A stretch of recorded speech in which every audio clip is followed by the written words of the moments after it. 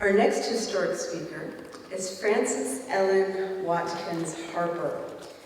Born to free parents in Baltimore in 1825, Harper was an African-American abolitionist and a prolific orator, author, and poet.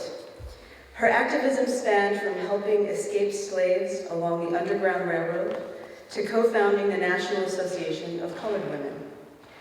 She delivered her speech, "We Are All Bound Together," in 1866 at the National Women's Rights Convention in New York, organized by Elizabeth Cady Stanton and Susan B. Anthony. In her speech, she courageously spoke of how the women's rights movement was failing to account for the experiences of colored women.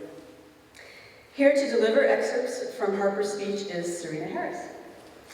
Serena Harris is an HR specialist and affirmative action officer in the Office of Human Resources at Smith College.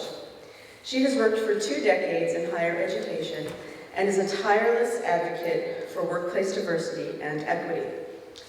She earned her bachelor's degree from Smith College in government. At Smith, she is a member of the President's Diversity Council and the Science Center Committee on Diversity. She has served as a member of the Common Ground Campus Committee and the 5 colleges Intergroup Dialogue Coordinating Committee. Ms. Harris joins us this year not only as an historic speech reader, but as a member of the Celebration of Speech leadership team. Please join me in welcoming Serena Harris, performing as Francis Ellen Watkins Harper.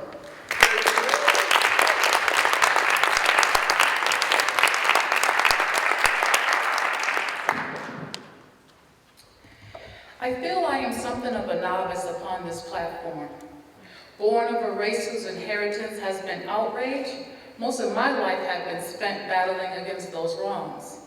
But I did not feel that I had these rights, which are now demanded.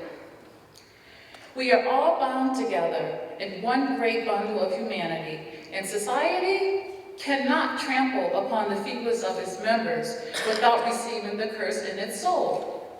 You tried that in the case of the Negro. You pressed him down for 2 centuries, and in doing so, you crippled the moral strength and paralyzed the spiritual energies of the white men of the country. The legislation of the country was in behalf of the rich slaveholders, while the poor white man was neglected. What is the consequence today? From that very class of neglected poor white men comes the man with his hand upon the helm of the nation.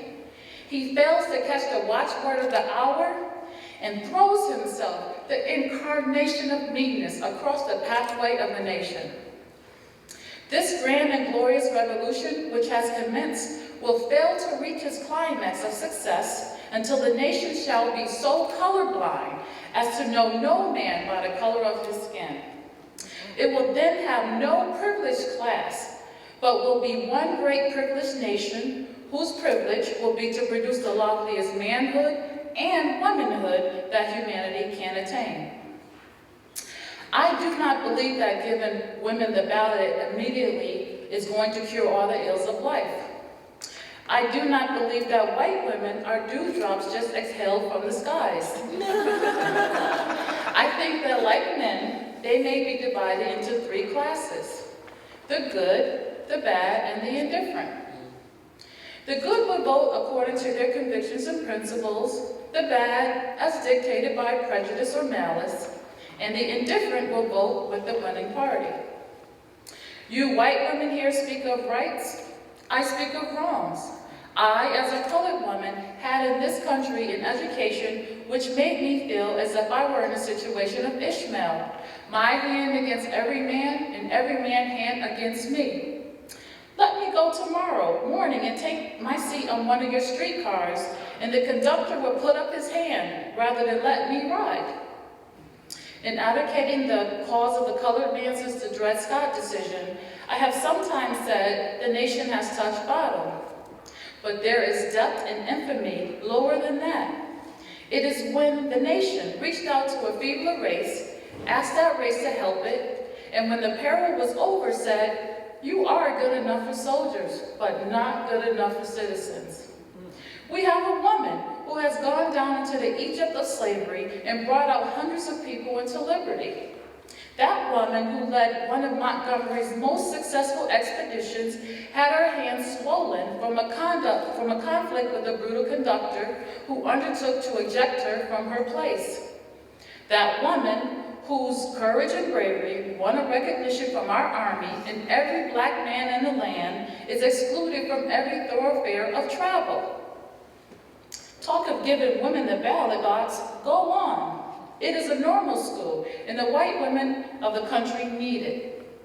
While there exists this brutal element in society which tramples upon the feeble and treads down the weak, I tell you, if there's any class of people who needs to be lifted out of their airy nothings and selfishness, it is the white women of America.